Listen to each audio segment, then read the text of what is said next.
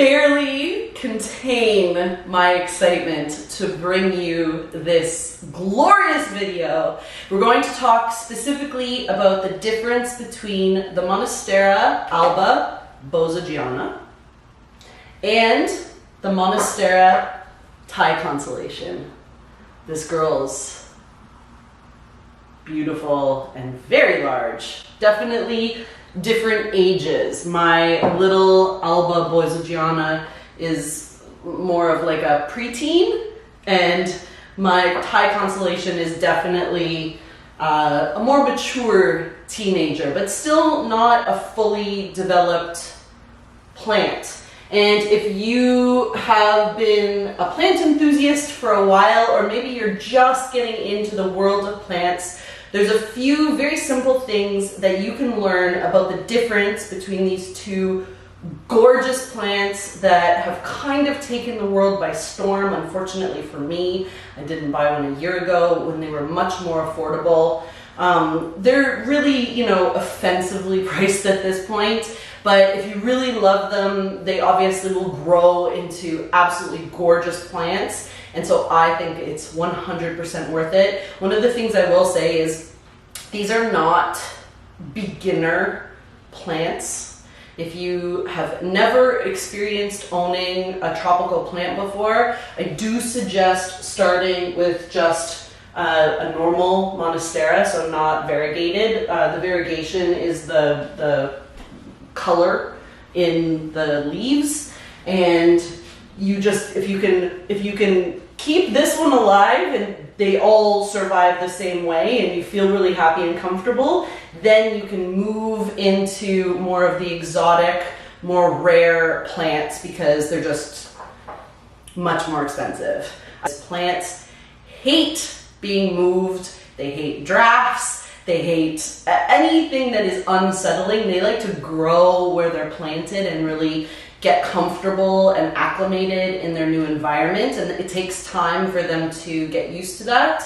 There are some pretty major differences between these two plants, even though when you're just looking at them, they may look very, very similar. There were a few specific differentiations that helped me decide which plant was ultimately going to be right for me. Obviously, it ended up that I decided I would just really need both of them to make my life complete. And so here we are. But to help you, I'm going to give you the breakdown. Number one, the Monstera Albo Borsigiana actually occurs like this in nature. It's going to be a lot less uniform. Sometimes leaves can come out predominantly white. Sometimes they can come out predominantly green. All of the color comes from the actual stem. So if you are finding that as your plant is growing, it's not giving you exactly what you want, you can actually propagate. So you take the leaf off and you can actually help modify the plant. So in my opinion, the Albo is a little bit more for somebody that wants to baby the plant and work with their plant. Gonna basically get like a node, and then you need to know how to repot this and have it survive and be excited. This part right in between the nodes on the Albo are going to be much larger in between. So it will be much easier to propagate an Albo because there's just more space. It's fully grown is going to be about a foot with the leaf, whereas the Thai Constellation gets much, much bigger, like twice as big and even 3 times as big. With the variegation on the Thai Constellation, it really does the name justice because it looks like a starry, starry night. And it's so beautiful, but this plant doesn't actually occur in nature. This plant was created in a lab. For all I know right now, there's only one lab in the world that actually creates it, so they're still extremely, extremely rare. With this, you're always going to get a little bit more of a uniform striation. Leaf size is going to be much, much bigger. They grow much tighter together. So you can see the leaves are much tighter. There's less space in between. So a little more challenging to propagate. So now we are going to repot them, because when you bring your plants home, and especially with these particular plants, you're probably not buying the fully matured, soiled plant. You're probably getting a propagated leaf, or this is a little bit more of a mature propagated 3 nodes. These plants like to be a little bit more cozy in their pots, so it is better to use pots that are just about the right size. You never want to pot either of these plants just in your regular like flower soil. They're aeroids, so they need a lot of air and humidity, and they don't like to sit in water. They need a mixture that the water can drain and run through in like a minute. Don't get intimidated by watching other videos and seeing people like list off all of the terminology and scientific names. All you need is like a lot of attention, and I always felt like having a green thumb was a little bit intuitive. So don't follow everything to the letter. You don't need to follow everything to the letter. You can also just kind of work with your plant. Your plant will tell you if it's unhappy, and it also just takes time. So be patient and make sure you have a really airy, chunky mixture that uses at least 4 of these ingredients.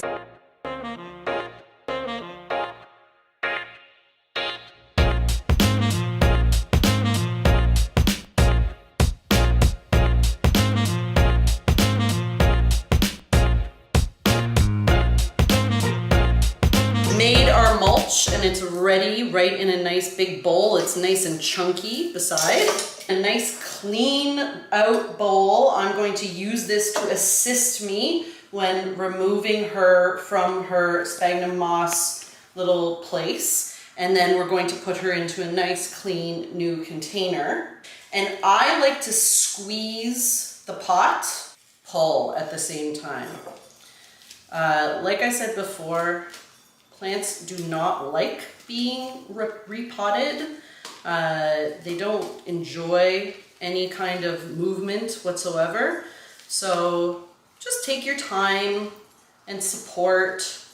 Don't start ripping or pulling. You don't want to squeeze anything. Oh, hello. So now is our first look at the root system. Sometimes the roots will kind of fuse with a few little pieces of moss.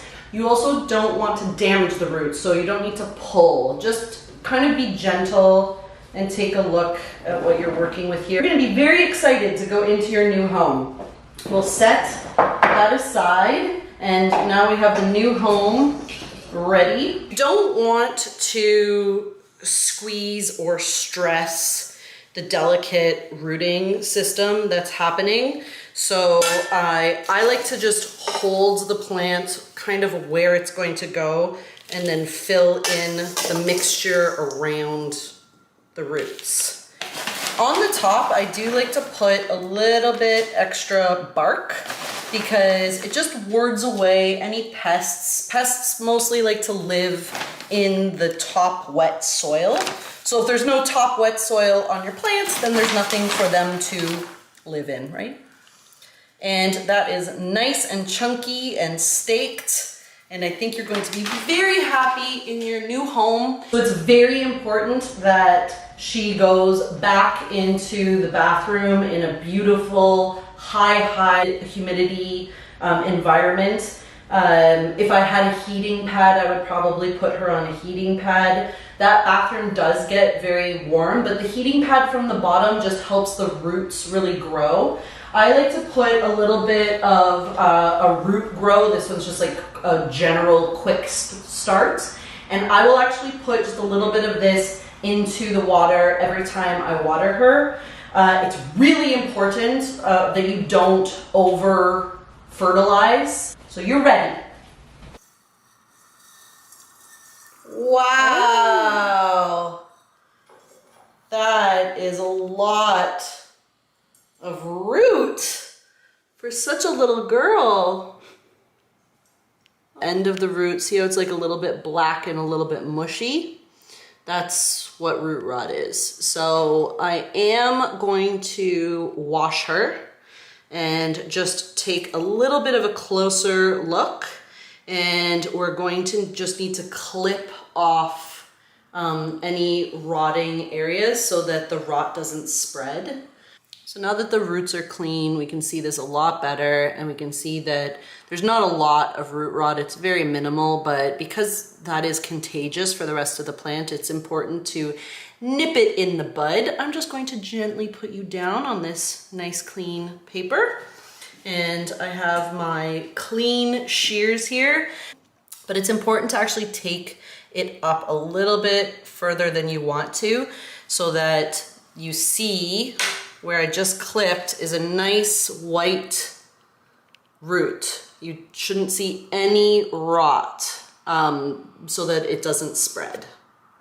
And you can see some of the roots are actually like falling off on their own. So I'm gonna take a really nice close look at this and make sure that I get all of the rot off.